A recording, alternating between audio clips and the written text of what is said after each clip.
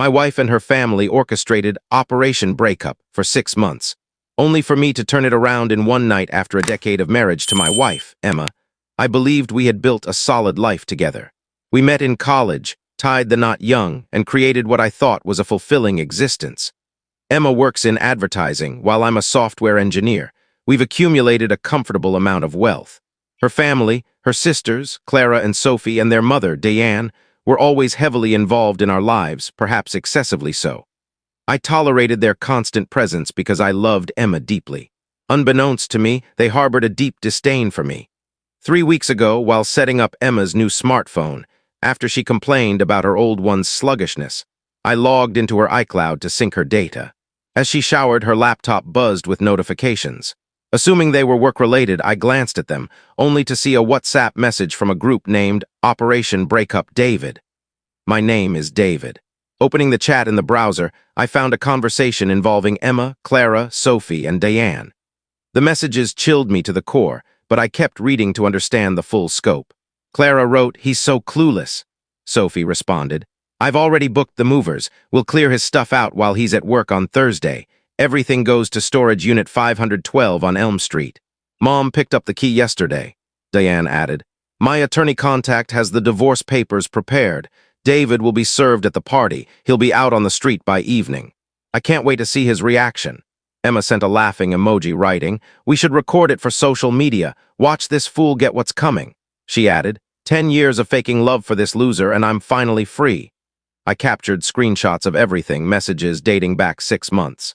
They had planned this meticulously, timing it for our 10th anniversary, which I thought we were celebrating Saturday. The chat revealed more. They saw me as beneath their family. Emma had only married me because of an early pregnancy in her final college year, a fact she never shared, as she miscarried early and kept silent about our rushed engagement. They'd been waiting for the perfect moment to ruin me. Clara suggested I was too comfortable and needed humbling. Sophie wanted me to lose everything to know my place. Diane called me a nobody, insisting Emma deserved better than a lowly coder. Their plan was clear.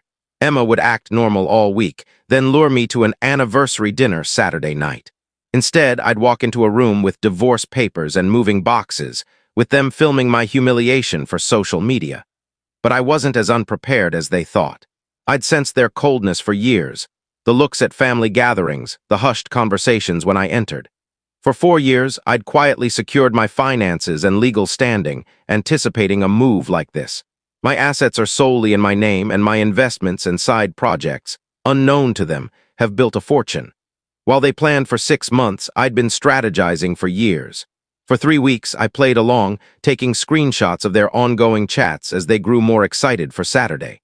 Emma even asked what time I wanted to leave for our special dinner, and I struggled to keep a straight face knowing her true intent. I knew the storage unit's location, the lawyer Diane mentioned, and the moving company Sophie hired. They were in for surprises. It's Friday night now, and tomorrow at 7 p.m. I'm supposed to walk into their ambush.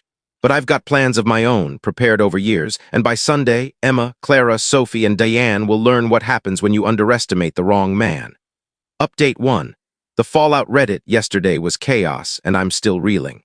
Thanks to everyone who commented, some of you nailed what was coming. Saturday morning started normally. Emma was extra sweet, likely thinking she was clever. She made breakfast, reminiscing about our wedding and gushing about our special evening. Every smile was fake, every kiss a betrayal, every word part of her deception. It took everything not to confront her. At 2 p.m., she said she had errands, flowers, and restaurant reservations. Perfect. Once she left, I acted. The storage unit, it's in my name. Sophie used my credit card details from when I helped her move last year, thinking I wouldn't notice the charge. I monitor every transaction and knew about Unit 512 for weeks. Their chat revealed they'd been moving my belongings gradually, textbooks, tools, winter clothes, thinking I wouldn't notice. I drove to the unit, cleared everything, and moved it to a new location they'll never find. I changed the locks and prepaid 6 months in my name. Then I filled their unit with junk, old electronics, outdated files, broken devices, making it look like someone took the valuables and left garbage. Emma returned at 5 p.m. with Clara and Sophie, all giddy, thinking their plan was perfect. Diane arrived at 6:30 with a folder, likely the divorce papers. At 7 p.m., Emma said it was time for our dinner. We drove to Clara's house, where I saw movement inside. Emma said she needed to grab something. As we entered, they stood there, grinning. Diane held the folder. Clara had her phone ready to record. I spoke first.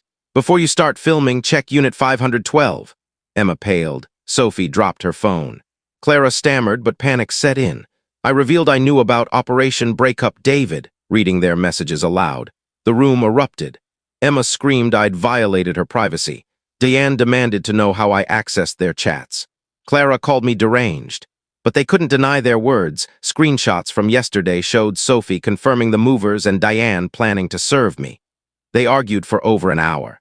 Sophie claimed I deserved it for holding Emma back. Clara said their family never wanted me. Diane threatened her connections would ruin me. Emma flipped between denying it was serious and accusing me of control. Then I dropped the bomb. The storage unit was empty, the movers would find nothing Monday, and their plan was unraveling. I'd recorded our talks for weeks, documenting Emma's lies. They accused me of theft, demanded to know where I'd moved my things, and threatened police. Diane ranted about her late husband's network destroying me. I called 911 in front of them, reporting identity theft and fraud with evidence. They went silent. I told the operator I'd resolved it, but the point was made. I drove home. Emma was silent. She later tried apologizing, claiming it was family drama, offering counseling and vow renewals. I didn't believe a word. They think this is the worst I can do. They're wrong. My 4 years of preparation, financial safeguards, legal protections dwarf their 6-month scheme. Monday will hit them hard, especially Diane's connections. They'll see what happens when you underestimate me. Update 2. Monday's Reckoning Monday was more than they expected. Some of you suggested I walk away, but letting them think they could ruin lives without consequences wasn't an option. They spent months plotting my public humiliation. I wasn't just saving myself, I was showing them accountability. Emma left for work at 7:30 a.m., still acting normal, kissing me goodbye, talking about fixing our marriage. By 8 a.m. I moved. I'd studied their lives for years, jobs, finances, vulnerabilities. They saw me as a quiet coder, weak and malleable. They were wrong. Emma's marketing firm relies on 3 major clients. For 2 years, I've done web development for them directly. At 8 a.m., I emailed offers to handle their digital presence in-house for less. By 9:15, 2 signed contracts. The third gave a verbal yes. Emma's firm lost 60% of its revenue in 90 minutes. Clara manages 40 rental units. I know her boss, Mark, from college. At 10 a.m., I told him Clara misused company resources for personal vendettas, like researching storage units and coordinating movers during work hours. By noon, she faced an HR investigation for privacy violations and potential firing. Sophie, a part-time dental assistant, relies on weekend catering gigs. I posted on social media about a caterer ruining my anniversary, quoting her messages. I tagged local event groups. By Tuesday, Sophie lost 3 bookings and several clients. Diane was the main event. She boasted about her late husband's construction company, Connections. She's kept the business license active for tax benefits, despite no operations. Tuesday, I filed complaints with the state licensing board and business regulators, flagging her inactive company for misrepresentation. By Wednesday, Emma's firm held crisis meetings over client losses. Clara faced job loss, Sophie's catering business tanked, and Diane received notices for compliance audits. Wednesday night, they showed up at my house, furious and desperate. Emma claimed I was ruining innocent lives over a family spat. Clara begged me to retract my claims to Mark. Sophie sobbed, needing her catering income for rent. Diane, calculating, asked what I wanted to stop. I told them this wasn't about apologies, it was about consequences for trying to destroy me. Diane admitted they'd been protecting Emma from me, believing I held her back. They saw Operation Breakup David as saving her, not cruelty, but that changed nothing.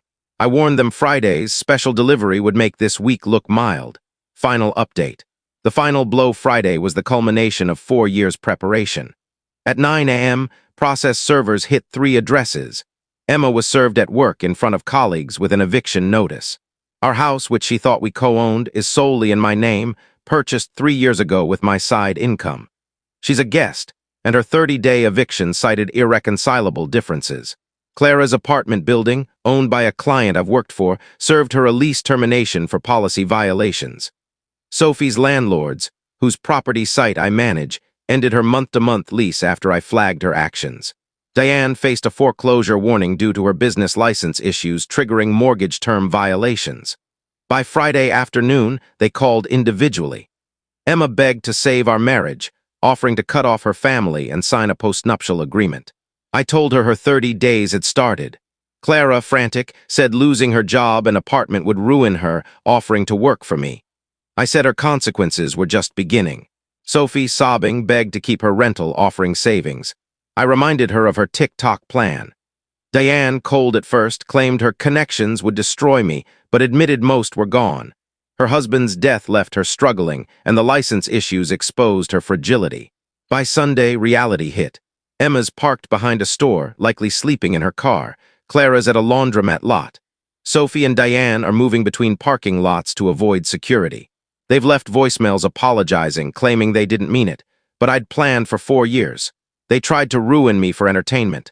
Now they face the consequences of underestimating me. Thank you for watching my story. If you enjoyed it, please subscribe and press the bell icon. Stay tuned for more real-life stories. Get more experiences.